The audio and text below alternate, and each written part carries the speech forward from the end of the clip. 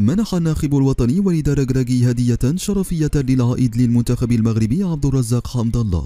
ووضع الناخب الوطني وليد ركراكي عبد الرزاق حمد الله في القائمة النهائية تحسبا لنهائيات كأس العالم قطر 2022.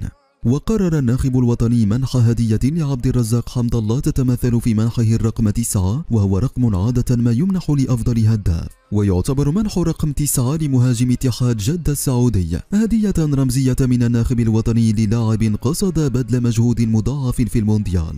ويتمنى الجمهور المغربي في أن يكون حمد الله الحصان الأسود في نهائيات كأس العالم بهز شباك الخصوم. وعانى المنتخب المغربي في الآونة الأخيرة من غياب مهاجم قادر على استغلال أقل الفرص وتسجيل الأهداف الحاسمة. تعرض الدولي المغربي أمين حارث لإصابة قوية خلال مباراة فريقه ميرسيليا ضد موناكو مساء اليوم الأحد في الدوري الفرنسي.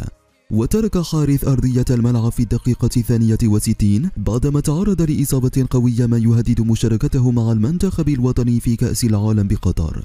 ووفقا لصحيفة ليكيب الفرنسية فإن حارث تعرض لإصابة قوية على مستوى الركبة اليسرى بعد التحامه مع أحد لاعبي موناكو، في انتظار خضوع اللاعب للفحوصات اللازمة من أجل التعرف على مدى خطورة الإصابة وإمكانية تواجده في المونديال. وازداد قلق المشجعين المغاربة ومناصري أولمبيك مارسيليا على حارث بالنظر إلى ردة فعل زملائه ولاعبي موناكو بعد اقترابه من اللاعب المصاب، والذي تألم بشدة من الإصابة التي تهدده بالغياب طويلا عن الملاعب.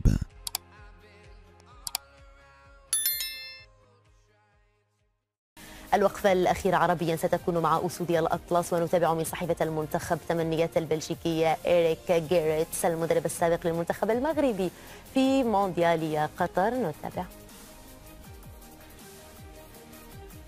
إذن البلجيكي إيريك جيريتس مدرب المنتخب المغربي السابق تحدث عن حظوظ أسودي الأطلس في مونديال قطر قائلا: لا أعرف معلومات كثيرة عن الجيل الحالي من منتخبي المغرب، لكن أتمنى لهم التأهل من دور المجموعات رغم صعوبة الأمر، كما هو الحال بالنسبة للمنتخب السعودي.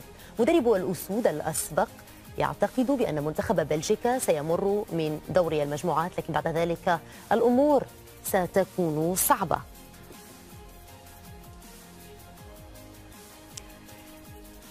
المنتخب المغربي مع الرقم 6، المجموعة السادسة والمشاركة السادسة له، كيف ستكون؟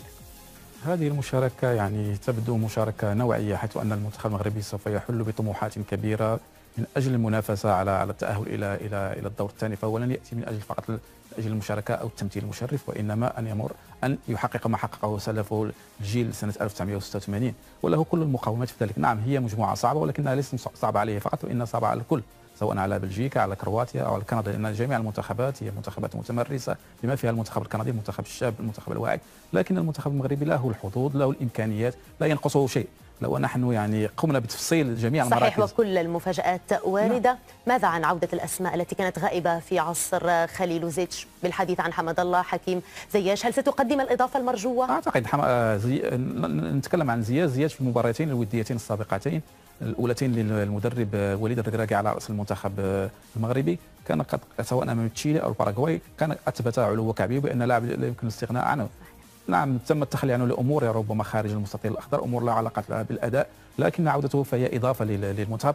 حمد الله لا أحد يجادل ولا يناقش في قيمته الرياضيه. نعم، محمد الله هداف كبير ليس فقط في الدوري السعودي، وانما حتى قبلها عندما كان في الدوري المغربي، الدوري النرويجي، الدوري الصيني، فهو هداف يعني من المعيار الثقيل.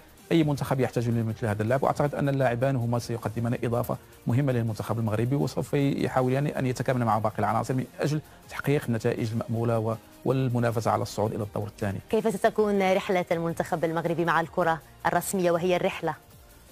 الرحله يعني هذه رحله المنتخب المغربي كما قلنا هو الهدف والطموح والتاهل الى الدور الثاني، هذا هو المطلوب، وجميع اللاعبين يدركون ذلك، خصوصا ان كما قلت سابقا ان المنتخب المغربي لا يقل قيمه عن باقي المنتخبات.